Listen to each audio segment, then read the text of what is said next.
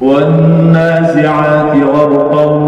والناشطات نشطا والسابحات سبحا فالسابقات سبقا فالمدبرات أمرا يوم ترجف الراجفة تتبعها الرادفة قلوب يومئذ واجفة أبصارها خاشعة يقولون أئنا لمردودون في الحافرة أئذا كنا عظاما نخرة قالوا تلك إذا كرة خاسرة فإنما هي زجرة واحدة فإذا هم بالساهرة هل أتاك حديث موسى إذ ناداه ربه بالوادي المقدس طوى اذهب إلى فرعون إنه طغى فقل هل لك إلى أن تزكى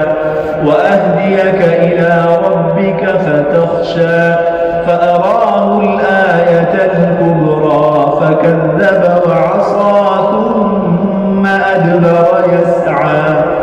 فحشر فنادى فقال أنا ربكم الأعلى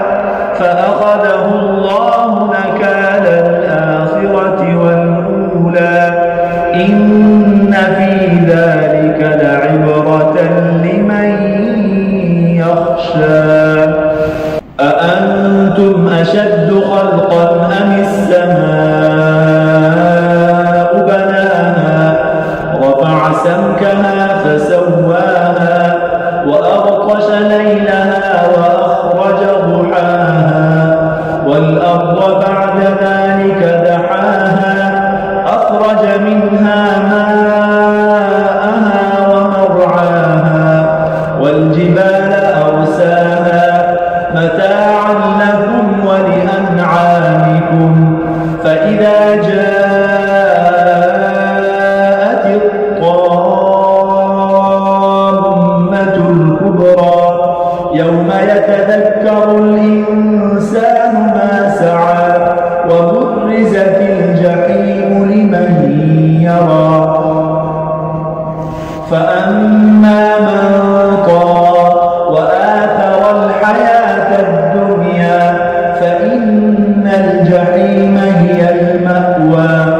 وأما من خاف مقام ربه ونهى النفس عن الهوى فإن الجنة هي المأوى يسألونك عن الساعة أيان مرساها فيم أنت من ذكراها إلى ربك منتهاها إنما أنت منذر من يخشاها كأنهم يوم يرونها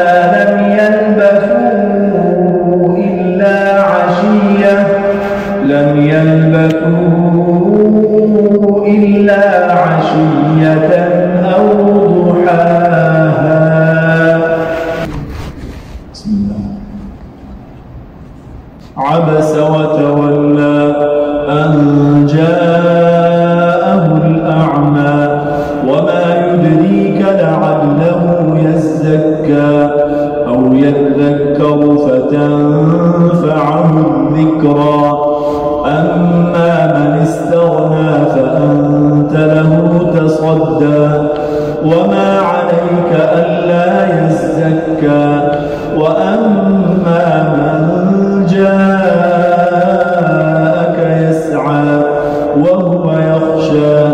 فأنت عنه تلهى كلا إنها تذكرة فمن شاء ذكره في صحف مكرمة مرفوعة مطهرة بأيدي سفرة كرام بررة قتل الإنسان ما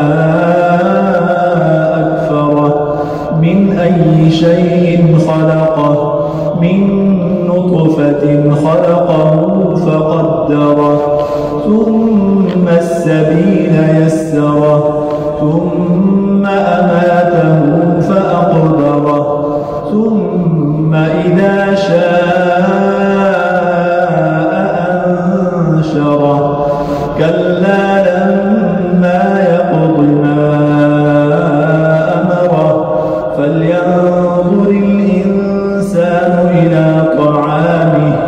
أنا صببنا الماء صبا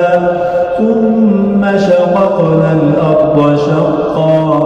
فأنبتنا فيها حبا وعنبا وقضبا وزيتونا ونخلا وحدائق غلبا وفاكهة وأبا متاعا لكم ولأنعامكم فإذا جاءت الصاخة يوم يفر المرء من أخيه وأمه وأبيه وصاحبته وبنيه لكل امرئ منهم يومئذ شأن يغنيه وجوه يومئذ مسفرة ضاحكة مستبشرة ووجوه يومئذ عليها غبرة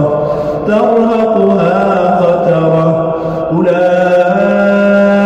هم الكفرة الفجرة.